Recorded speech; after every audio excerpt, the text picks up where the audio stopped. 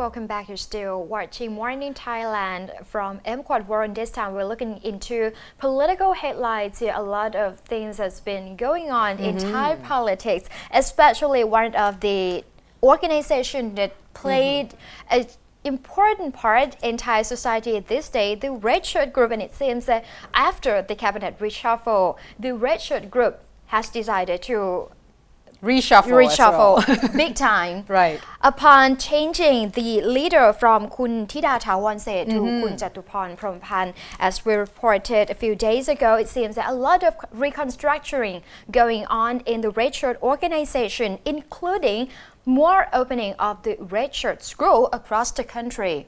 Schools. Okay. What are I they believe teaching we've got a school in a province in the northeastern part of Thailand already. They're teaching not just the regular courses as other school, but also the politics. Politics in I'm not sure in what direction, seriously. Because the Red Shirt still believe that people in the society are still divided into classes. There's a lot of gap between elites and also normal people. And some people claim they were grassroots.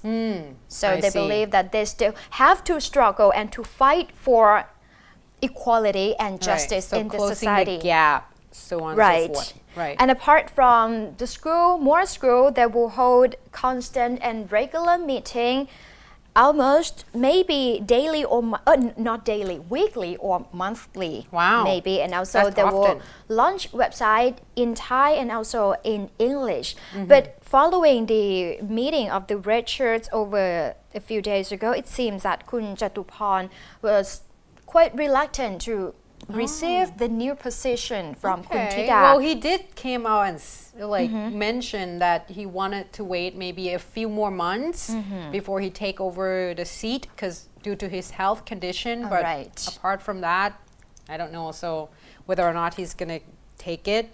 But Kun Thida still say that she has to leave early because some personal problems as well. So no one wants to take the seat. That's not good. It seems. However, Kun Jatuporn also said that the government seems to do very little for the Red Shirt groups, which actually are the voter base that help them come into power. Oh, so there's a talk of good old favor there. So Kun Jatuporn also said that instead of focusing on using the money to promote the popularity of the Pure Thai Party, the government should help people more.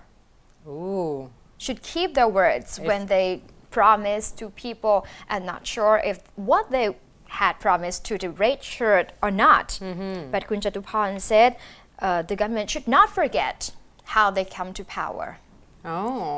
Is that like almost a threat to the government? I'm not sure. See, there's like a power struggle going on there, I think, at this point, because it seems that the Red Shirt are not as happy, especially after the cabinet reshuffle, after the Yingluck 5 came out, and Kun Jatuporn still hasn't been there because he has been waiting for quite some time. Well, at least, 4 times already that they changed the cabinet and he's not part of it. And he was the one that right out there with Kun Nattawut and, they're hand in hand. They were talking on a stage when there's the whole bomb went off, so on and so forth during that time. So I could see because Kun Chalerm wasn't happy as well, isn't at this point still. And we're still seeing which direction they're going. So I think it's just showing you a little bit of a problem that seems to be emerging in this government already in terms of internal conflict. So I think we're going to have to look a little bit more into this. And it seems that we got a lot more trouble here for the government because the 2.2 trillion baht loan decree proposed by the government seems to be in trouble right now. The Law Reform Commission Chairman Kun Kanit Nanakorn has come out and warned that the 2.2 trillion baht loan decrees that the government proposed might be in violation of the constitution because when they gave the power to the finance ministry to acquire this 2.2 trillion baht in loans for infrastructure development of the mega projects, including the high-speed road train. Oh, that. Right? It seems that so that we will get fresh vegetables. Right. When we got to spend people's money, they got to ask for people participation in order to approve this particular budget or the loan proposed. Well, if you're going to use my money, I should at least know about it. Right? But however, the government has formed a special committee to look into this matter instead. So Kun Kanit said that would be the violations of the constitution, and also this would be proved unconstitutional and would not go through. So there's going to be a big problem with the loans. There will be a big problem in terms of the ministry seats inside the cabinet. And there will be a problem with the whole water management scheme as well. Because at this point, like I reported yesterday or the day before, the Democrat Party has already submitted a request saying that there's going to do something with the whole Yingluck 2 cabinet. To remove people in Yingluck 2 cabinet, including the Prime Minister herself. They were responsible, or they are responsible for this particular scheme. Now, there has been a lot of talk about the whole bid rigging of the K-Water and whether or not they have enough credibility to carry out this particular mega project of the water management right here in Thailand. Now, of course, Kun Yingluck at this point is on her trip, on a leave to Poland and to Turkey official visit. So this is going to go from since the 3rd all the way to the 6th. So she's coming back over the weekends.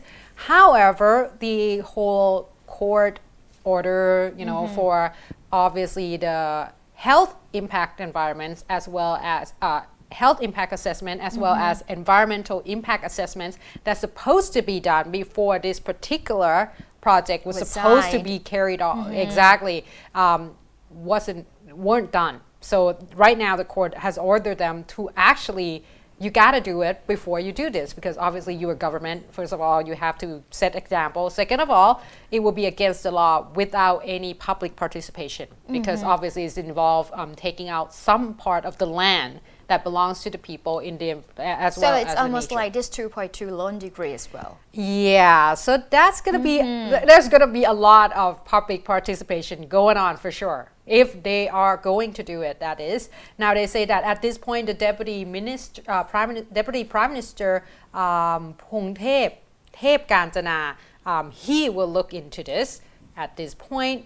Talking about this particular case, Kun Pongthep said that, well, he hasn't fully looked into the details what Prachathippat or the Democrat Party has talked about just yet. However, he will have to look into this particular case a little bit more, but they already talked about having a meeting on the 5th. So tomorrow, there will be a meeting with the interested parties to be able to gather all the information in order to carry out the case. Now, a lot of activists has coming out and talked about this particular case as well, saying that if the Prime Minister as well as the government don't do anything about this 14.32 billion US dollars scheme, then there's going to be a lot of trouble for this particular government to answer to the public as well as to the environmentalist. So yeah, we're going to have to wait and see, because it seems like this is coming out in a big way. And of course, Kun Phai, the Prime Minister seems to put a lot of work upon herself as well, because she's doing Prime Minister post, exactly, Defense Minister, and this time she will take control of the Public Relations Department as approved in the cabinet meeting on Tuesday. So it seems like she's have a lot of this work in her hand. And of course, for the next break, Kun Chain will tell us about how she's going to maneuver over all this stuff, because she have a lot of cases against her as well. So it's going to be very interesting discussion indeed. So please stay tuned.